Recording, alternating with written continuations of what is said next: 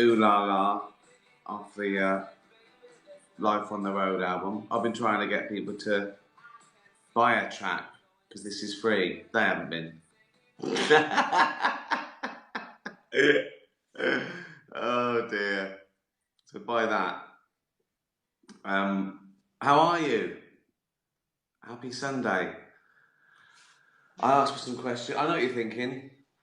Rick, usually you wear a V-neck black t-shirt. I thought let's change it up. Crew neck. So, versatile. Yeah? Chameleon. Hello to everyone. Hello, people. Los Angeles. Hello. Michigan. America again. Let's go. Hello, America. Oxford. Cardiff. Nova Scotia. Niagara Falls. North America and Wales. That's where I'm big. Vancouver. Hello, thank you for tuning in to this, an absolute pile of Sunday bollocks. I would have thought that was a big pile of bollocks. Where would that be? Outside a clinic. I don't know. I don't know who's thrown away their bollocks, but it could happen. I asked for some questions, didn't I? Kathy, you are on This Is Your Life with Eamon Andrews. That was a program. I think it probably had local versions around the world, but that this is Eamon Andrews has done it since about 1961, I think, in England. This is your life, you know, when you go on there and they get all your family and friends, you know. You are on This Is Your Life with Eamon Andrews. I've told Jane when that was on, if they ever get to her and say to tell me and ruin it, because they do it. If you know about it, they ruin it. They go, we can't do it because he knows. And I've told her to just tell me and say I've told him it's off. It'd be the worst thing in the world, wouldn't it? You are on This Is Your Life with Eamon Andrews, and he tells you they can bring back one person from the dead to join you on this special occasion. Who would you choose? Well, if it's not the obvious answer, like my mum, I assume that would be everyone's answer if they didn't have their mum around. That programme would definitely be. If I ever did that programme, it would definitely have been for my mum, right? If that's not allowed,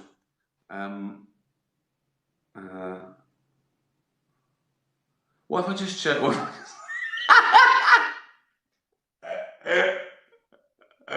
Well, maybe I just said, and it's a surprise. You've never met him. You had the choice to, and I choose Hitler, and Hitler comes out, and everyone goes, "What the? Why have you chosen Hitler?" I don't know. I just thought it'd spice up the show. I didn't want to be here. I didn't want to do it, but they caught me, so I'm trying to ruin the show. I told them I knew about it. They said, "Oh, we got to go with it anyway." I went, "Okay."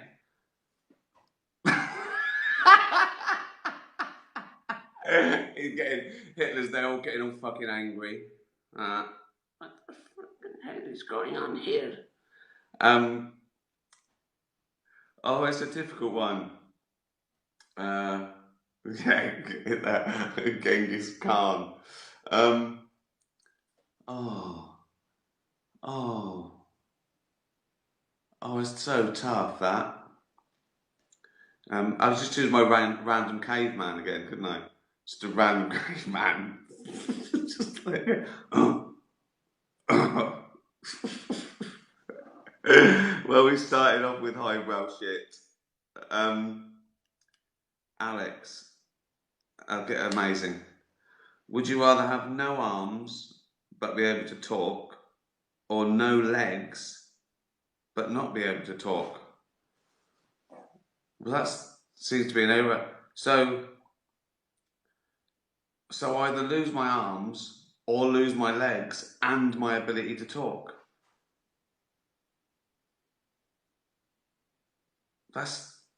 Isn't that easy? I mean, yeah, no, I think having arms is better than legs because I like to juggle.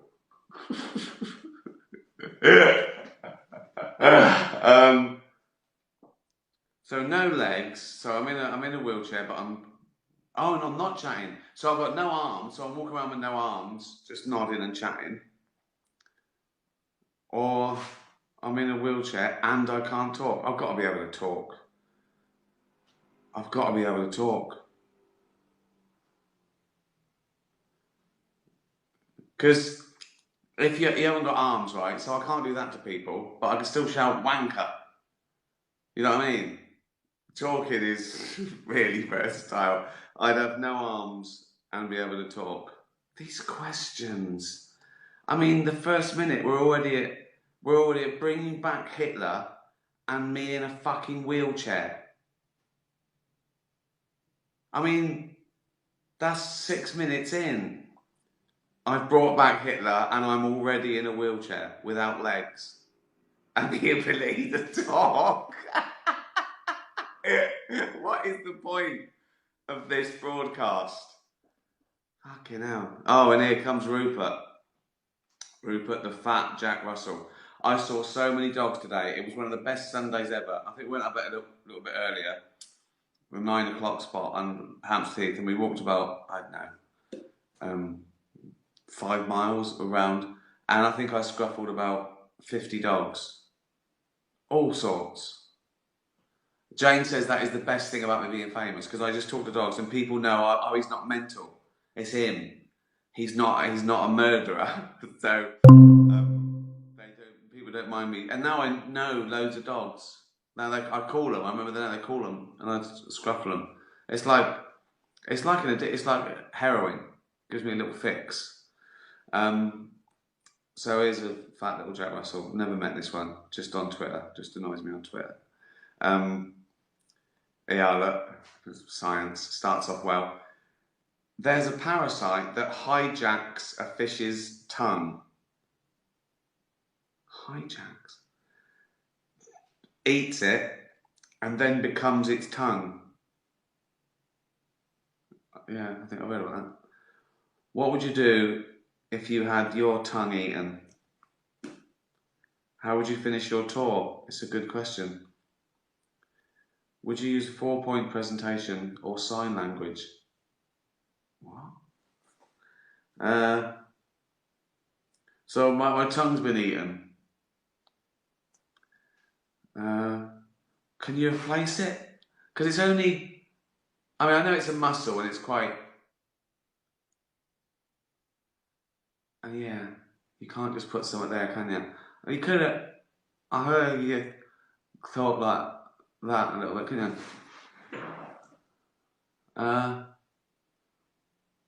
I'd try and have a go at replacing it. I mean, I don't know if that's ever happened or they can. I think I'd have a go though. I wouldn't just give up. I'd rather spend millions of pounds, right, on medical research and like inventions than trying to learn another language. That's how lazy I am. I'd rather have a team of scientists wasting my money than try and learn another. I think I'd have a go. I'd try different things. What could you? Could you use a finger instead? So I'd have a little finger in there. Like that. That would go. Hello. Oh. I'd try and replace it. Even if I spoke a bit funny, I'd try and play that. Surely you could do it with something like a bit of. Well, they use bits of pig's heart, don't they? For your heart. So they use just a pig's tongue. Couldn't I just have a pig's tongue? Put in there. Or a Labrador's tongue. I couldn't talk, but I could pan. I could put my head out of a car window, and people would wave at me. There's Ricky. He's on the way to the gig. He can't talk, but look at him. He's fucking happy. Fucking hell, Rupert, you idiot. Oh, here's Joey the cat. You wake up in a room with psychedelic walls. Your eyes fixed on the hypnotizer. He's hypnotized you to ballet dance every time you spot a dog on the heath.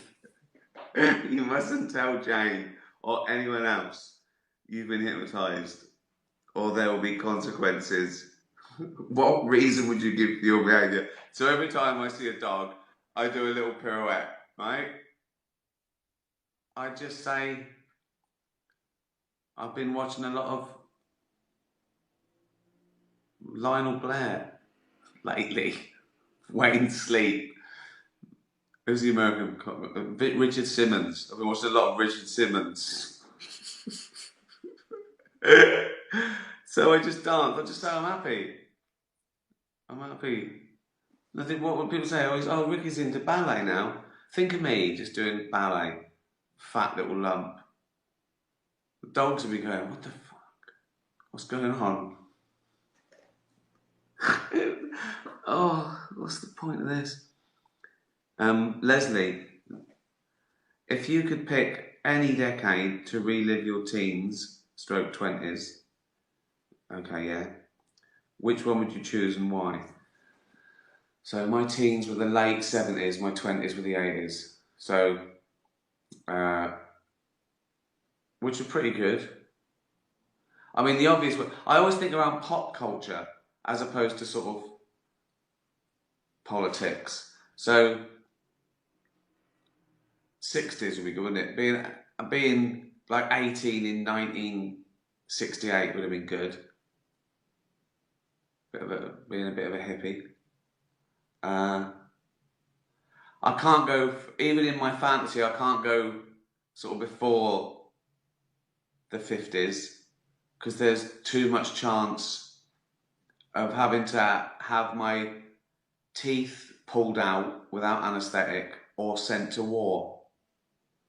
Or because I was working class, I'd go back, right? Oh, I'll go back to the 1850s and I'd die of TB immediately.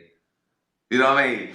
So I can't take that many risks. So I think, is it like Quantum Leap when you go and it's me and I'm just mucking out a horse with no teeth? Hey, our governor. Oh, thank you, Richard. Ricky wouldn't have been invented, would it? I'd have been Richard. I think I'll go Flower Power. 18 in 68. I'd do, wouldn't it? I don't know why it's all around rock music. There's other things happening in the world. What's this? Welsh Felix. Have you ever felt like David Brent? Meaning, have you ever felt that you've done something socially awkward or embarrassing? And if so, would you provide the anecdote? I don't know. I'm sure I've done something socially awkward and embarrassing, but not for me. I don't really get embarrassed. I don't know ever, well, only that I go, oh, do they know I was joking or something? I haven't done that thing like walked out on stage and shat myself. I thought I was having a heart attack, didn't I, once? Like on the last tour. Oh, obviously I wasn't. I just felt a bit queasy. Dad said, is there a doctor in? No. No one put their hand out. I went, fucking hell, I'm dying here. And they all laughed. And I felt better. I don't know. I don't think so. Must have done when I was a teenager, I must have said terribly embarrassing things. But again, I laugh it off. Socially embarrassing. I can't think. I'll think of one. Lindsay, you pioneered the podcast. Thank you. I went from the only person with a podcast to the only person not with a podcast. How did that happen? Oh, is this a podcast? Does this count? Mate, no, it doesn't. You pioneered the podcast. Do you listen to any nowadays? And if so, which do you recommend? I don't. I hardly. I think the last podcast that I tuned into and listened to a few, and I really enjoyed, was David Earls and Joe Wilkinson's, the Gossip Mongers. Really funny. Really funny. I've watched a couple of Joe Rogans on YouTube. Is that a podcast? But I don't really listen to those things, audiobooks or those sort of stuff. But that Gossip Mongers, I think. I've been on a lot. I was there. I listened to them when I was on them. Yeah, Gossip Mongers. That's really, really funny. They get people to write letters about bits of gossip that they grew up with, ridiculous stories. But it's just a joy to hear them read them and laugh at the absurdity. They should hear some of these fucking questions. Facile talk. Did you have an outside bog as a kid? To Americans, a bog is a toilet. A water closet. A lav. Did you have an outside bog as a kid? I did. No, I didn't. My nan did. My mum's house was sort of like a new council house in the 50s. So that had indoor toilets. But my nan's house, that would have been Victorian, had an outside toilet, yeah. Horrible. Hated it. I used to try not to need a wee. Freezing. But it was spiders. That's where they lived. It was more their house. It wasn't so much a toilet as a spider house. So I'd go in like that. Right, there's one. Keep an eye on that. Fucking wee as fast as I could. Fucking get out of there. Oh God. My next door neighbour had a Anderson shelter. You know, a bomb shelter still from the war. So yes, I sort of did. I've used an outdoor toilet. Let's put it that way. And a sink. Just Miss Emma says, right, if you could know the absolute and total truth to one question, what question would you ask?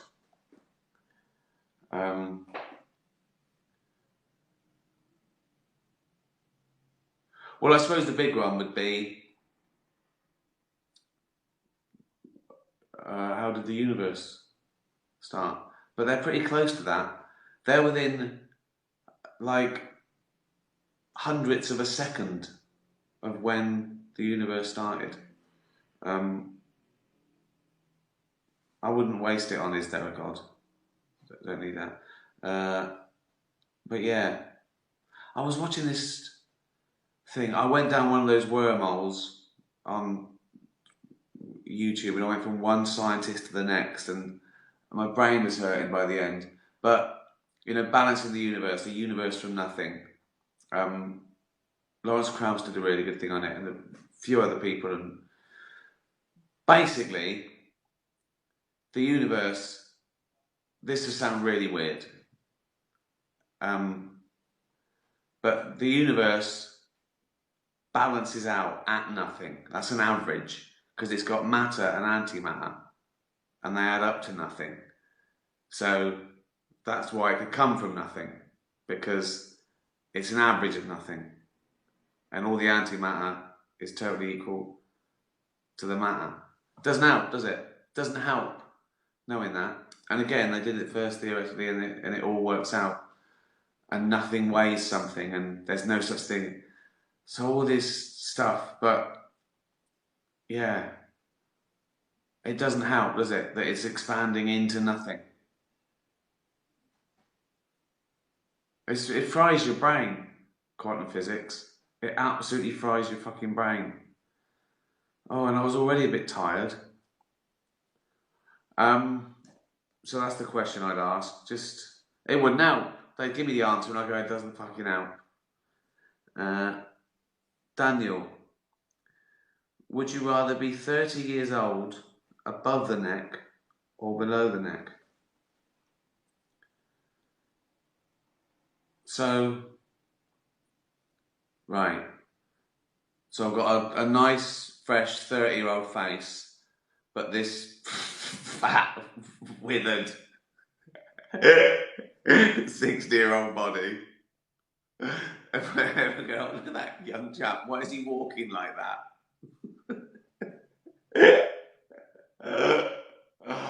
Oh, so if I work out, they go, hi Ricky, are you about 30, are you? Or a nice young 30-year-old body, although my 30-year-old body was as bad as it is now, really. And this old, balding face. It's a tough one. And with the old face, obviously, presumably comes all my knowledge and wisdom. And the 30-year-old doesn't know half the stuff I know, but it's probably a bit quicker, is it? Basically, do I have a fat old bloated, dying, withered body with a nice, handsome, lovely hair, quick brain, but not know as much stuff as I do now? Or do I have this withered old balding wise head and a young 30-year-old? I mean, that's, well, I suppose I should choose sort of wisdom and health, shouldn't I? So even though I've got a wrinkled old fucking face and going bald, who cares about that? I'm sort of wise, and I'm not waking up going, oh, kill me, my knees ache, my liver aches, my back aches. You've got to choose wisdom and health, because they're the two most important things, aren't they? They're better than looks. It's wisdom and health versus looks. I'll choose wisdom and health. I don't want to. Imagine looking like Johnny Depp, right? At 30, right? Oh, look at that little handsome man. And you get run over, and they open your coat, and it's just like kebab meat. You go, fucking hell. Clear, it just goes straight through. No, I'll have the young 30-year-old body. I imagine my liver would be great at 30 again, wouldn't it? Have a big fucking healthy liver. Yeah, 30-year-old body, old wrinkled face. I gave that question way too much credit. Gunnar. Oh, another dog. Is the meaning of life the same for animals and humans? Yeah. Yeah, it is. Yeah. Except we just think about it more. We just worry about it more. We know about all the terrible things that's coming. Whereas animals don't. But yeah, we're born. We have to run around and be happy for as long as we can. And then we don't exist again.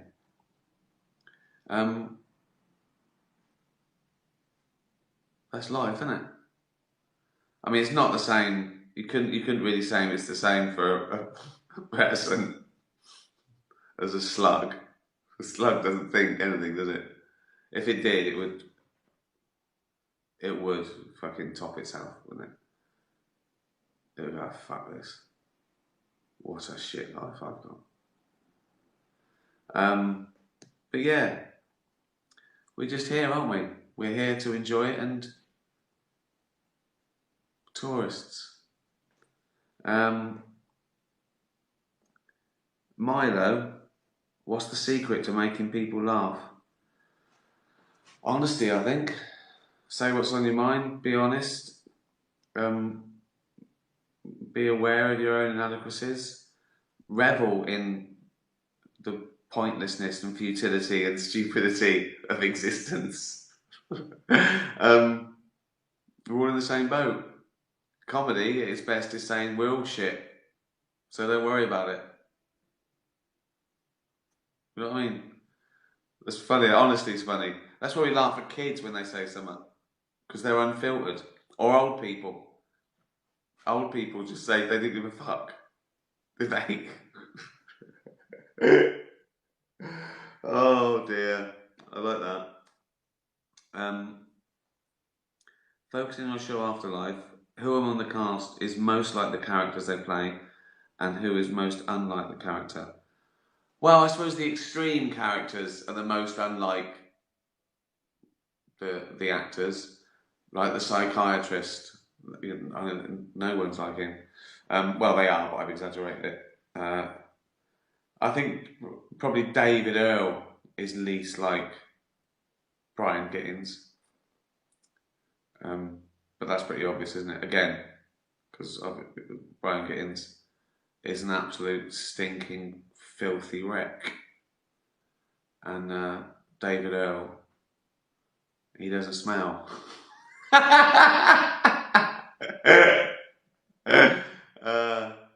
I'm pretty like mine. I'm not unhappy like Tony, but things annoy me like Tony. He just says them. I bite my tongue socially to people who don't deserve it. So I'm but then I'm like all my characters. Oh, they're a bit like me. Not just the ones I play, but when you create them, there's a little bit of you in all of them. And so yeah, I'd say David Earl is the most shockingly different. Right, a couple more questions. Mr. Scad from Diana. Mr. Scallywags is a cat. Wonders if your Twitter live streams have increased Netflix views of your works. Don't know. And do you know why Netflix Canada doesn't carry the same programs as in the UK? Well, each territory does some local things that don't travel. So there's lots of comedians in England that are only on Netflix UK because they're not big around the world. And I'm sure that's the same in all countries. So yeah, each territory has its own.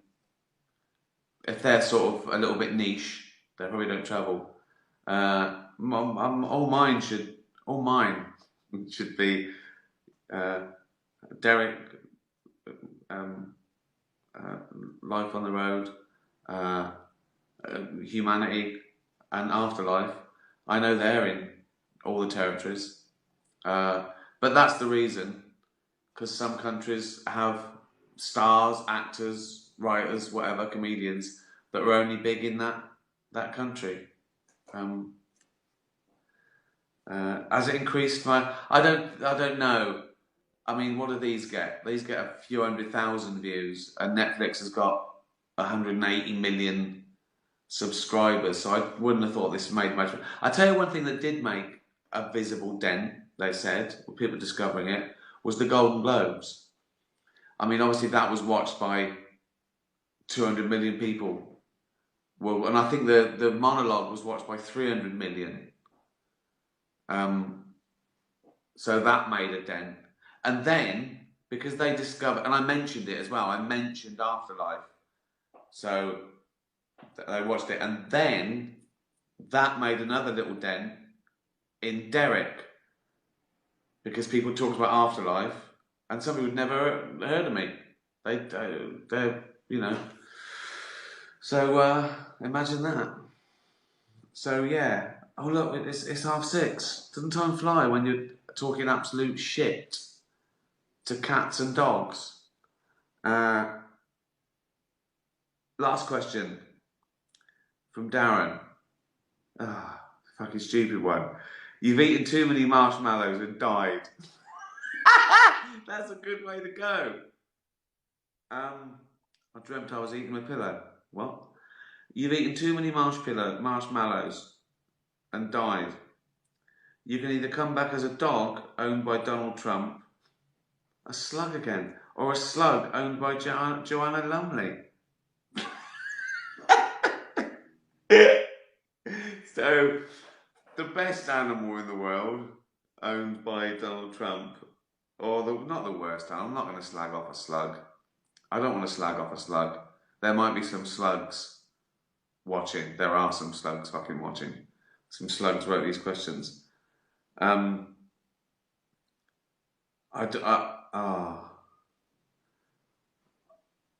choose the slug because I won't know, will I? I won't know. I won't care. Imagine Joanne Lumley owning a slug, and it's me. Why? I think this is the weirdest one yet. I think this is the most banal, stupid one we've ever done. Oh, and I was tired. So, if people tuned in for the first time, thinking this is typical, it isn't. It's not usually this good. Hello to some people there. Slug lives, yeah. Oh, slug in what?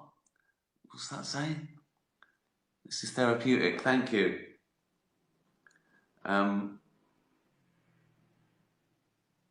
Everyone's caring about slugs now. Thank you for tuning in. What day is it? Sunday. Do it again Wednesday. Slug life. I didn't choose the slug life. The slug life chose me. And remember, buy your beer. All the profit goes to homeless dogs. And they've started in America now, Brewdog USA. Check it out. Just go to, where'd you go to? shopusa.brewdog.com. I think we could do this all around the world. Save the homeless problem for dogs. Met so many rescue dogs today as well. Cyprus, Romania, Spain, international dog rescue. That's what I want to do, like Thunderbirds. But we got those special. There's a mongrel in a hole in Egypt. I'll be there. Take off, go in there. I go, all right. He goes, yeah. I goes, do you want to come to Hampstead? He goes, yeah, go on. Get the dog, get in the rocket, back to Hampstead. International Dog Rescue.